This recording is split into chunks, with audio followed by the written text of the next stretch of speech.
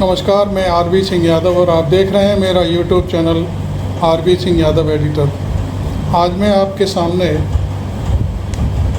वैसे तो यूट्यूब पर किसी दूसरे का वीडियो दिखाने की अनुमति नहीं है, लेकिन फिर भी कुछ मसला ऐसा है जो मुझे दीपक शर्मा, जो हमारे सबसे शानदार यूट्यूबर हैं,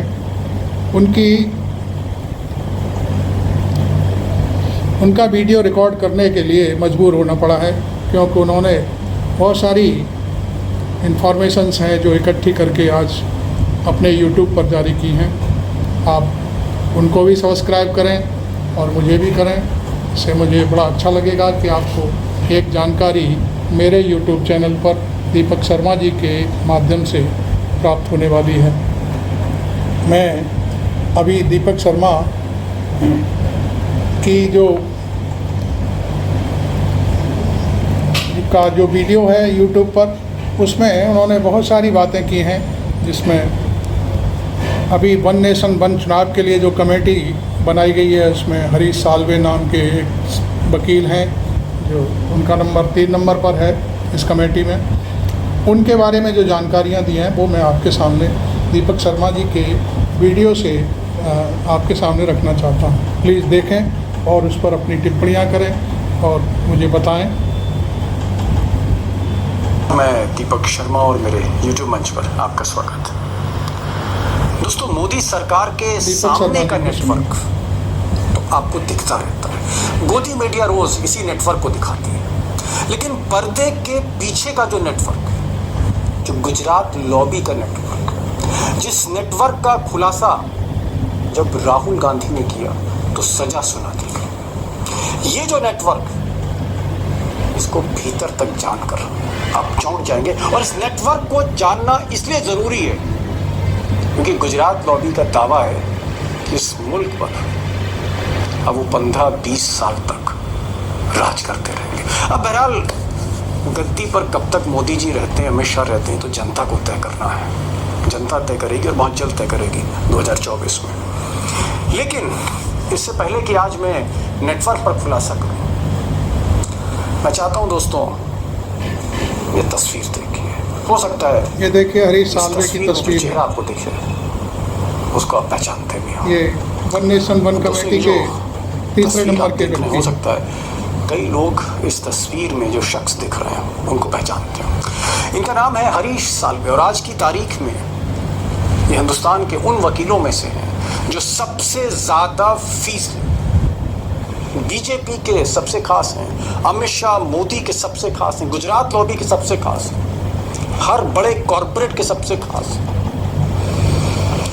और बीजेपी जितने भी मुकदमे लड़ती, जहाँ जहाँ भाजपा की सरकार फंसती है, उसको बचाने के लिए हर अदालत में आपको हरीश साल्वे दिखेंगे। और शायद हरीश साल्वे आज की तारीख में मोदी के सबसे खास शख्स में से एक। और शायद इसीलिए जो one election, one nation one election, एक देश एक चुनाव, ये जो कमेटी बनाई है, भारी भरकम कमेटी मोदी जी ने बनाई, जिसमें पूर्व राष्ट्रपति रामनाथ कोविंद हैं, जिसमें अमित शाह हैं, उसमें एक और अहम सदस्य हरीश साल्वे 3 नंबर के हैं। आप कह सकते हैं कि आज की तारीख में हरीश साल्वे साहब की सरकार में, मोदी सरकार में तूती बोल रही है। अब 68 साल की उम्र में, जी हाँ 68 ईयर्स, 68 साल की उम्र में हरीश साल्वे साहब ने अपनी जिंदगी की तीसरी शादी की, जो लंदन में हाल में हुई। अब वो तीसरी शादी कर रहे हैं या 5वीं शादी कर रहे हैं, खबर ये नहीं। खबर ये है कि इस शादी की पार्टी में उन्होंने जिन खास मेहमानों को बुलाया, उसमें एक मेहमान ऐसे थे जिसको लेकर आज देश भर में, हिंदुस्तान में, चाहे वो ट्विटर हो, चाहे वो सोशल मीडिया हो, चाहे वो फेसबुक हो, हर जगह सुबह से शाम तक चर्चा थी। क्योंकि वो शख्स एक भगोड़ा है जिसे देश की एजेंसियां पिछले 9-10 सालों से ढूंढ रही हैं, खोज रही हैं, जिसको गली गली खोजा जा रहा है। यहाँ मोदी सरकार जिसे खोज रही है, वही शख्स जाम छलका रहा है। इस सरकार के सबसे खास वकील के घर में ललित मोदी, वही ललित मोदी जिसका नाम राहुल गांधी ने जब लिया तो सजा हो गई। देखिए राहुल गांधी जी ने इन्हीं के ऊपर बोला था, अनिल अंबानी की जय, मेहुल चोकसी की जय, नीरव मोदी की जय, ललित मोदी की जय। और फिर आपको पता लगता है कि आप ही का पैसा नीरव मोदी उठा के भाग गया। 35,000 करोड़ रुपए आपकी जेब से निकाल राहुल गांधी ने पूरी पोल खोल के मेहुल रख दी। चोकसी, ललित मोदी। जी हाँ, ललित मोदी। अब ललित मोदी पिछले दिनों मिस यूनिवर्स सुष्मिता सेन के साथ उनको याच में देखा गया था। इस बार जब हरीश साल्वे के घर वो दिखे जाम छलकाते हुए, तो उनके साथ एक और नई दोस्त थी उनकी, उज्ज्वला राउत थी। सवाल उज्ज्वला राउत या सुष्मिता सेन या किसी एक्टर मॉडल का नहीं है कि आप मॉडल के साथ किसी शिप में हैं, आप बीच समंदर में। सवाल इस बात का है कि जिस शख्स को, जिस फिजिटिव को, जिस भगोड़े को इस देश की एजेंसियां रात दिन ढूंढ रही हैं, वो वन नेशन वन इलेक्शन, एक देश एक चुनाव, उस कमेटी में जिसमें राष्ट्रपति, पूर्व राष्ट्रपति हैं, जिसमें अमित शाह है, उस कमेटी में जो हरीश साल्वे उनके साथ चीयर्स कर रहा है। जी हाँ, नेटवर्क समझिए, पर्दे के पीछे का नेटवर्क समझिए, गुजरात लॉबी का नेटवर्क समझिए, पर्दे के पीछे का नेटवर्क। आप ये कह रहे हैं कि एक तरफ हरीश साल्वे राष्ट्रपति, पूर्व राष्ट्रपति कोविंद, रामनाथ कोविंद के साथ बैठे हुए हैं, और दूसरी तस्वीर में यही साल्वे ललित मोदी के साथ बैठे हुए हैं। इस देश की नीति निर्धारण का काम, जिसमें बहुत बड़ा नीति निर्धारण है, ये वन नेशन वन इलेक्शन, इसके कमेटी में हरीश साल्वे है। इस देश में जब जब ये सत्ता पक्ष मुसीबत में आता है, सर्वोच्च न्यायालय या संविधान को समझना होता है, तो हरीश साल्वे की तरफ से इज्जत से देखते हैं। उन हरीश साल्वे को, इस देश के भगोड़े को साथ में रखने के पहले 2 बार सोच लेना चाहिए था। ये अपमान है मेरे देश के 143 करोड़ लोगों का, ये अपमान है मेरे प्रधानमंत्री जी का। तो दोस्तों, नेटवर्क तो अब आपको धीरे धीरे समझ में आ रहा होगा, पर्दे के पीछे का नेटवर्क, जो नेटवर्क गोदी मीडिया के चैनल आपको दिखाते नहीं हैं। और आपको ये भी समझ में आ रहा होगा कि पिछले 9 साल से ये जो ललित मोदी हैं, जिनको ईडी और कई एजेंसियां ढूंढ रही हैं, उनको अब तक हिंदुस्तान क्यों नहीं लाया जा रहा, जिनको सरकार देश नहीं ला पाई, जिनको सरकार हिंदुस्तान की अदालत नहीं ला पाई, वो सरकार के करीबी वकील के पार्टी में आ गए। उनको हरीश साल्वे अपनी पार्टी में ले आए, अपने घर में ले आए, जिसको ईडी देश की अदालत में नहीं ला पाई। ये तो आपको समझ में आ रहा होगा। मैं चंद सेकंड चाहूँगा थोड़ा सा ललित मोदी जी के बारे में थोड़ा बता दूं, जो लोग हमारे दोस्त नहीं जानते, थोड़ा सा रिकैप कर दूं। ललित मोदी आईपीएल के फाउंडर चेयरमैन थे, जो आपने लीग देखी जिसपे सबसे ज़्यादा सट्टा होता है, इसकी शुरुआत ललित मोदी ने करी। और मोदी घराने के ये आप कह सकते हैं एक बड़े इंडस्ट्रीज के बेटे थे। उसके बाद जब उसमें घपले की शिकायतें आई कुछ इंटरनेशनल पेमेंट्स को लेकर, और ये पेमेंट्स करोड़ों खरबों रुपए के थे, उस वक्त बीसीसीआई ने एक इन्वेस्टिगेशन शुरू किया, और उस इन्वेस्टिगेशन में ये पाया कि वाकई घपला ललित मोदी ने किया है। हालांकि उनका झगड़ा शशि थरूर से भी हो गया था, लेकिन बुनियादी तौर पर सवाल ये है कि ललित मोदी ने भ्रष्टाचार किया, और कई किस्तों में किया। ये बीसीसीआई ने कहा, क्रिकेट बोर्ड ने कहा, और उसके बाद सरकार ने मामला ईडी को दे दिया और एजेंसियों को दिया, और ईडी ने उसमें जांच दर्ज करी, कार्रवाई शुरू की। ललित मोदी देश छोड़ के चले गए, इसीलिए उनको भगोड़ा कहा जाता है। जी हाँ, हिंदुस्तान से चले गए, लंदन में सेटल हो गए, भाग गए वहां से। और उसके बाद मोदी की सरकार आ गई 2014 में, और फिर क्या हुआ, नेटवर्क देख ही रहे। अब दोस्तों ऐसे कई नेटवर्क हैं, लेकिन एक नेटवर्क का मैं ज़रूर जिक्र करूँगा अगर आप मुझे चंद सेकंड देंगे।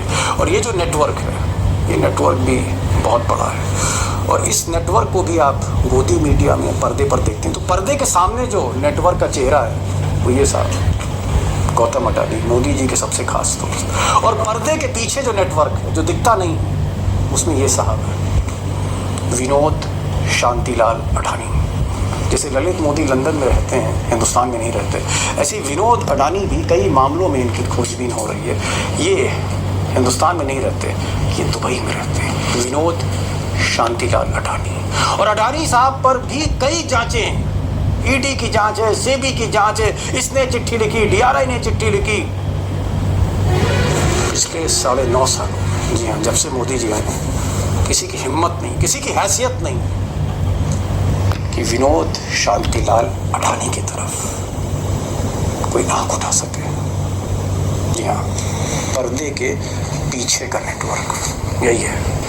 और दोस्तों, आज का बिग क्वेश्चन, एकदम स्ट्रेट क्वेश्चन है, और जो सवाल है वो ये है कि जो सरकार इस देश में भ्रष्टाचार खत्म करने के लिए आई और जिसने सौगंध खाई हो, संकल्प लिया और घूम घूम कर जिसके प्रधानमंत्री ने देश के हर कस्बे में, शहर में, हर मंच पर, हर सभा में ये कहा होगा कि न खाने दूंगा न खाऊंगा, भ्रष्टाचार को जड़ से खत्म कर दूंगा। और आज की तारीख में भी मोदी जी यही ऐलान कर रहे हैं कि भ्रष्टाचार जड़ से खत्म कर दूंगा।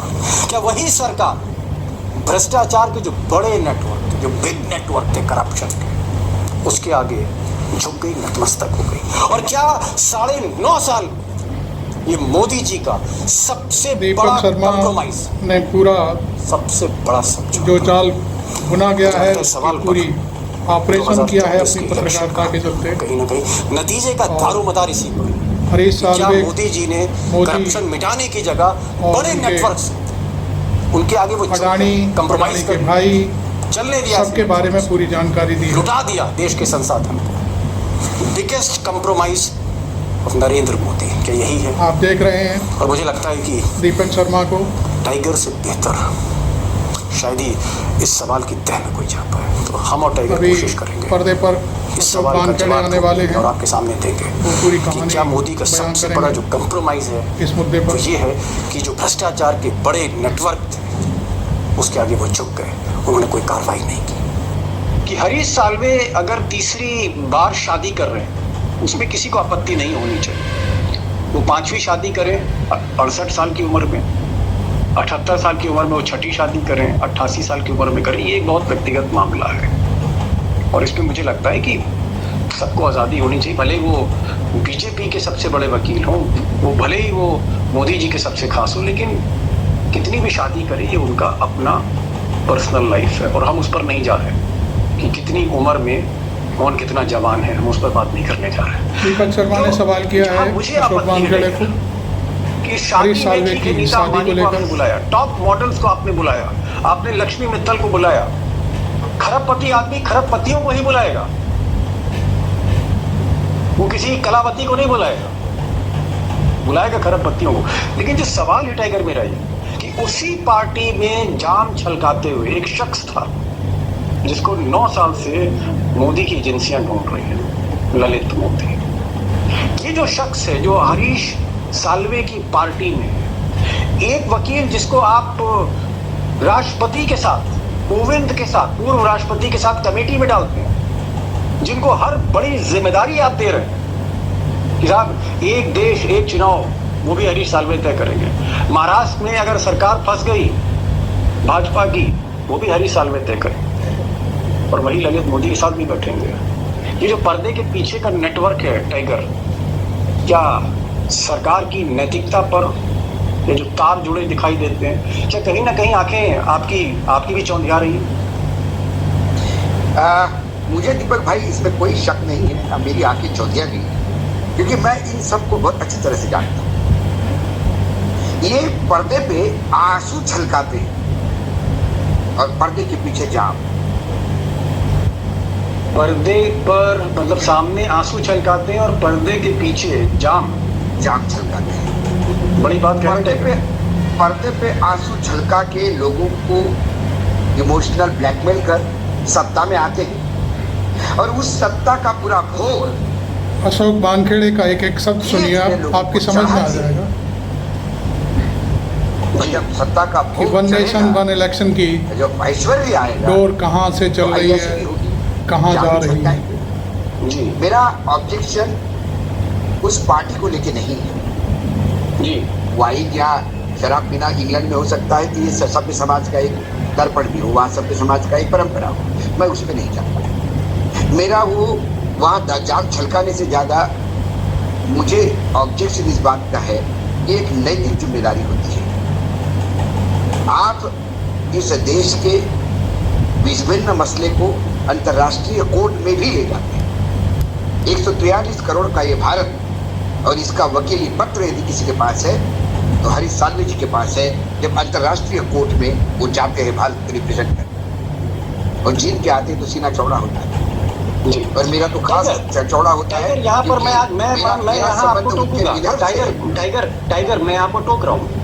आप जिस जमीन से आते हैं, महाराष्ट्र की जिस जमीन से आते हैं, उसी जमीन से हरीश साल्वे भी आते हैं। उनके पिताजी NKP साल्वे बड़े नेता, वो भी वहीं से आते हैं, नागपुर से, विदर्भ से, महाराष्ट्र से। आप भी वहीं जमीन से आते हैं। आप तो इस पूरे परिवार को जानते हैं, 2-2, 3-3 पीढ़ियों से। जब आपने वीडियो देखा NKP साल्वे का बेटा हरीश साल्वे, जिसको लोग कहते हैं आधुनिक अंबेडकर है, और सामने ललित मोदी खड़ा है जिसको एजेंसियां ढूंढ रही हैं, आपको कैसा लगा वीडियो देख के? मुझे बहुत बुरा लगा। एनपी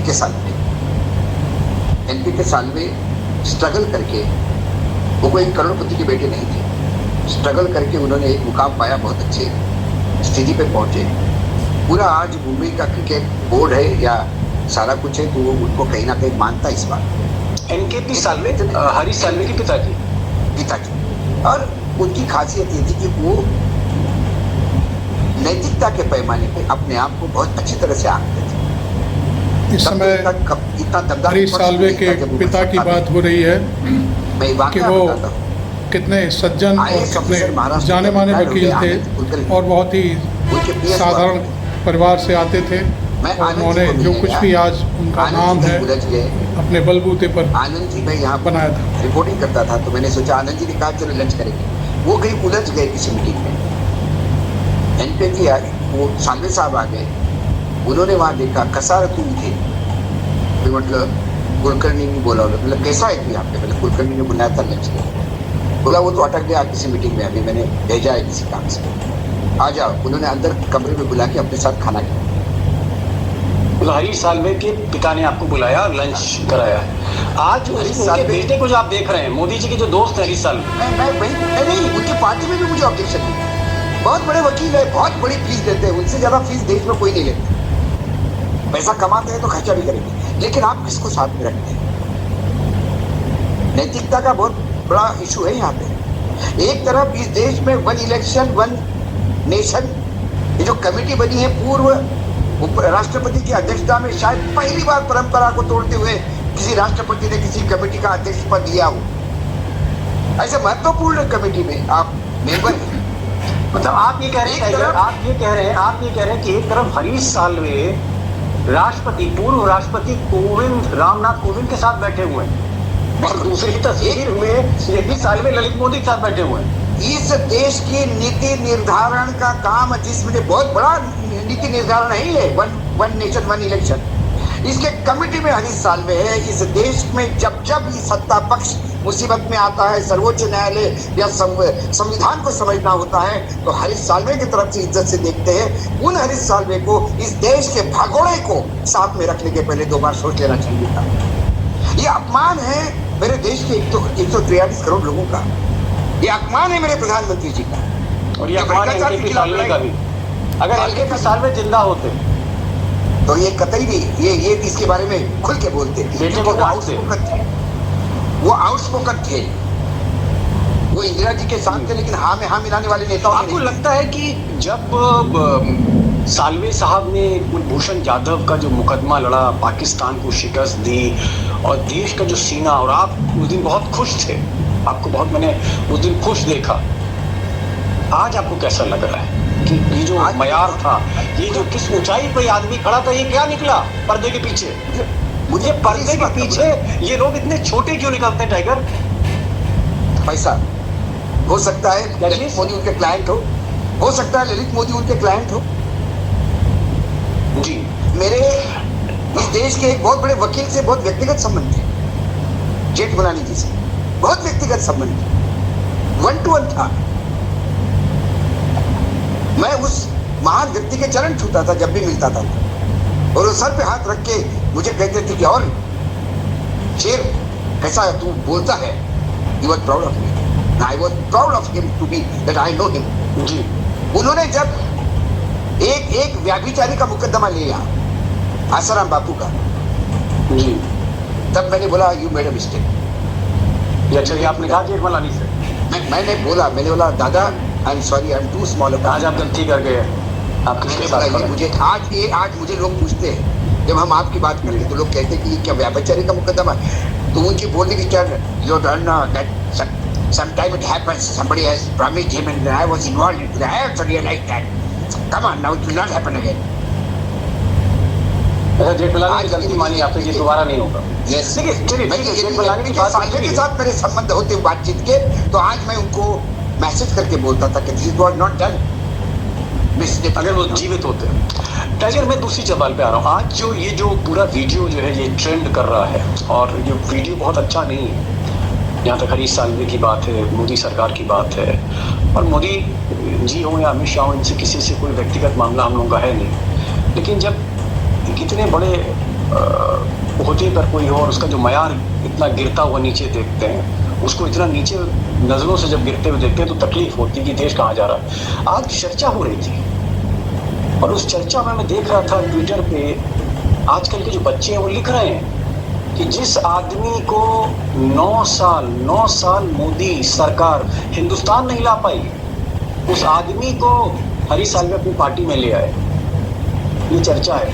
आपको लगता है कि क्या हरीश साल्वे को चाहिए था कि वो ललित मोदी को कन्विंस करते और कहते कि जो आपके खिलाफ मुकदमे हैं आप भारत जाइए और वहाँ जाके वो मुकदमे लड़िए, मैं आपके मुकदमे लड़ूँ। लेकिन बजाय उनको एजेंसियों को सौंपना,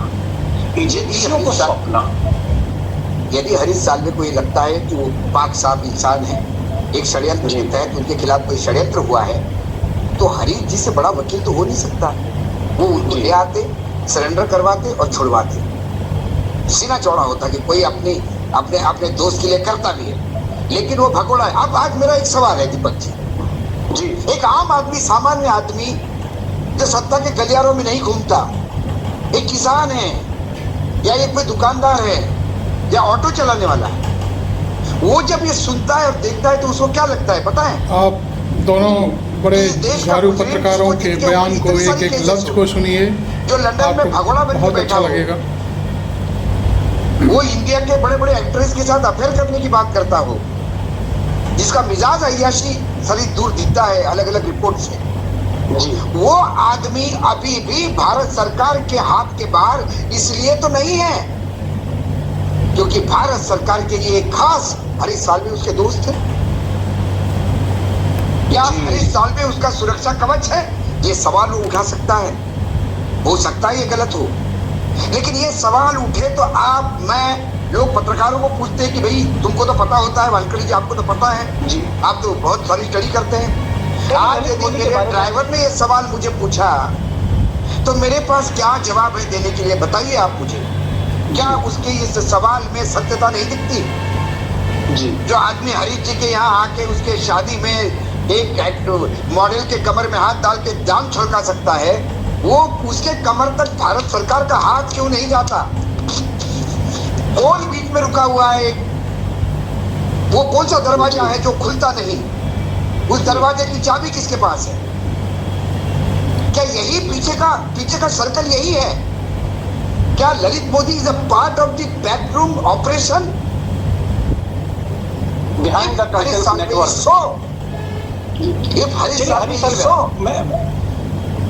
मैं आगे बढ़ता हूँ टाइगर। आप देख रहे हैं मेरा यूट्यूब चैनल। ये जो तस्वीर अभी तक आपने मेरा चैनल सब्सक्राइब नहीं किया है तो जरूर कर लें। विनोद शांतिलाल अडानी, ये वीडियो थोड़ा लंबा होने वाला है, आपको और अच्छा लगेगा। कभी सिंगापुर में रहते हैं, दुनिया भर के अखबार, चाहे वो गार्डियन हो, चाहे वो फाइनेंशियल टाइम्स हो, चाहे वो न्यूयॉर्क टाइम्स हो, चाहे वो रॉयटर्स जैसी इंटरनेशनल न्यूज़ एजेंसीज हो, सब इस शख्स के बारे में लिख रहे हैं। और फिर नया खुलासा विनोद अडानी के बारे में हो, और ये आदमी भी चकमा देकर कहीं ना कहीं एजेंसियों से छुपा हुआ है।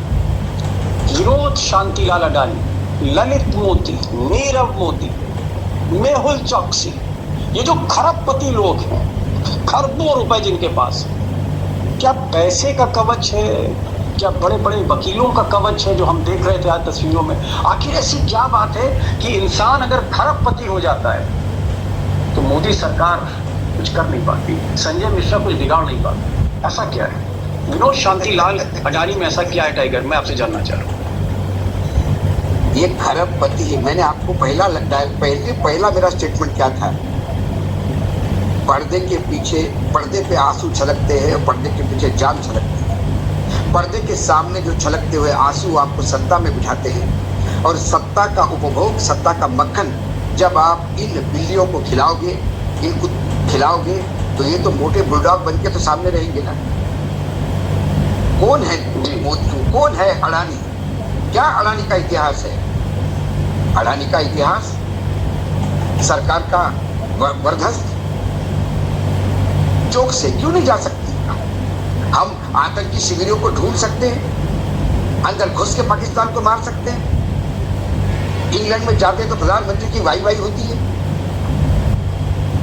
सारा इंग्लैंड यानी प्रधानमंत्री के बारे में बीबीसी थोड़ी बहुत एक गलत खबर चलाती है, ऐसे प्रधानमंत्री कहते हैं या पीएमओ कहता है, तो उसकी निर्वचना प्रधानमंत्री इंग्लैंड के प्राइम मिनिस्टर करते हैं। जी, इतने अच्छे संबंध है, क्यों नहीं इनको हथकड़ी लगा के लाना?